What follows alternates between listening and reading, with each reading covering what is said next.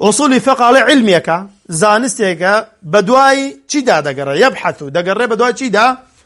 عن أدلة الفقه الإجمالية فقه تاخون منهج السالكين تنزاني ونيا أو نيوجا أوايكي أو طهارة أو الرجوع أو زكاة أو حج أو بيع أو أما فقه بوايا أصول فقه بدواي دليل كان فقه أقره بلان كان دليل لفقه دا أما خون بيش إستاب ونمنا بيعمان خون وابو أم كرينو فروشتنا نهى رسول الله صلى الله عليه وسلم إما وثمان بروبوم أجر بين نجشت بين نابي بفروشي كوا دليل نهى رسول الله صلى الله عليه وسلم عن بيع الثمار حتى يبدو صلاحها أو فقه هر مسألة دليل كي لقلايا أما بيوتري فقه بلام أصول فقه وانية بدواي دليل كرتا أجره شون أصول فقه بكرتي بيطلع بإجمالي بكرتي على الأمر للوجوب هل لا شونك أمر هاتبو بواجبيتيه إتر أمر بنيوجا أمر بزكاة أمر بچيها همو يقريتوا ها بكرتي بيطلع بس نهي بتحريمه باشا هر نهي هاتبيه إتر نهي كده لم فروشتنا للزنا لدزي لشي همو يقريتوا أم بكرتي بيطلعت أما يك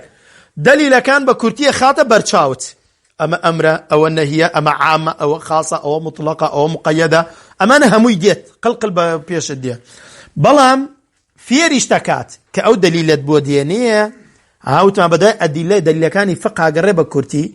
في ريشتكات وكيفية الاستفادة منها في ريشتكات شون سود لو دليل أنا ورقري شون حكم لو دليل ودربينم في ري أوتكا شون حكمي لي ودربينم أما من زانيم أمر بوجوبة دي من إستب بابتك هاتتا بيجمو چون بزانم حكمك اللي دربينم فيري أوتكات فيري دكا بو خوت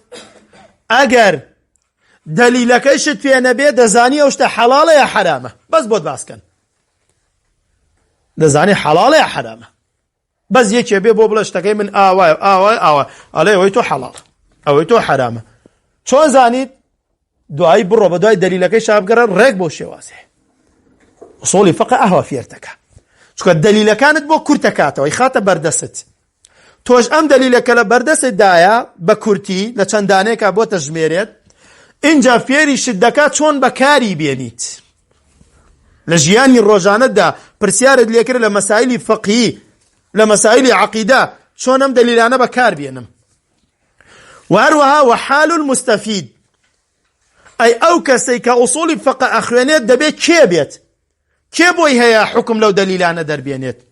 كواتا أصول فقه سيشتا يكم دليل كان ديني بكورتي دوام فيرتكات شون إسفادة اللي ببيني سيام بيطالي كي إسفادة أبينيت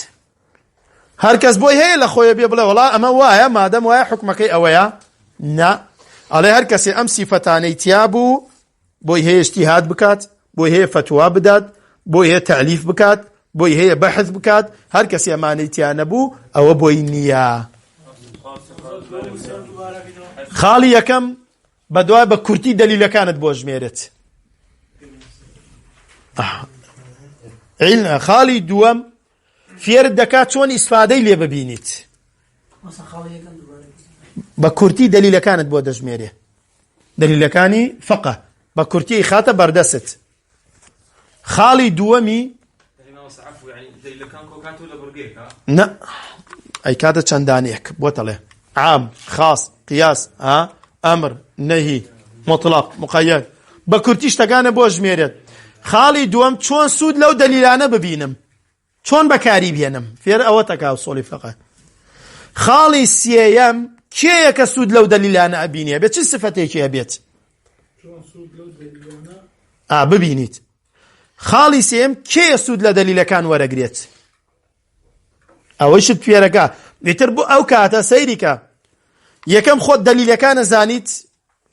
بكرتي همو لم يشكتايا دوام دزاني شون فتوى ادي سيم دزاني فتوى لكي ورقري كي اهل بوي فتوى لي ورقرم امو كزهله هر كسي عمامينا سريتر ما مستاجان مفتي عام بيت لا سيم حال المستفيد أو كسيك السود لدليل كان ورقري بيتش صفتك أبيه أو آخر بابة تقريبا المجتهد ليوديت لأصول فقه لم كتاب كوات أصول فقه لم سيشتبيقاتو أمسيانت في أمسيانيش سرچاوي هموش ديكا هموي هل لدر أمسيانه يا دليلك يا بكاريناني دليلك يا أو كسي بكاري دينيت دليل چونتي بكارهناري بكارهنر أمسيانا أو تعريف أصول فقه تنزاني باشا بو إمام مستعيان ورأي جنزب الرزكان ورأي بقربان ساتان كل علماء السلف 1200 صالة 1400 صالة درين كاكا تيك اللي بدع مدن كاكا جيان مدني كاكا شريتيان جي مدني وتاريان جي مدني كاكا كل قرآن دخلوا علماء السلف جي خوان دستين قنزلنا ذكرنا وجيها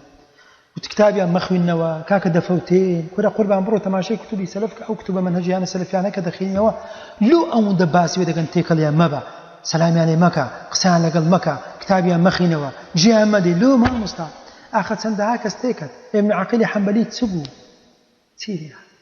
ابن جوزي بغداديش تسليك لقى كل ها عمراني كل حطان تسبو بلا سيريا بعفرتك غيري مش ما مستعد غيري مش سندهاي وها ما مستعد عبد الله الخصيمي تسبو أو إمام برزاء تيك اللي فلسفة كانوا فوتان بو مرتد هم مرتد بو طعني لدين لنا غيري لا تدور مروحة لا بخومان تسبو شيرة جالي السنة بوتيلي هذا بران تيك الله حويني وحسين حسان كانوا جماعة حياة تراث أوانيك الإخوان حزبي سروري حدي فعلا غير فوت أبزان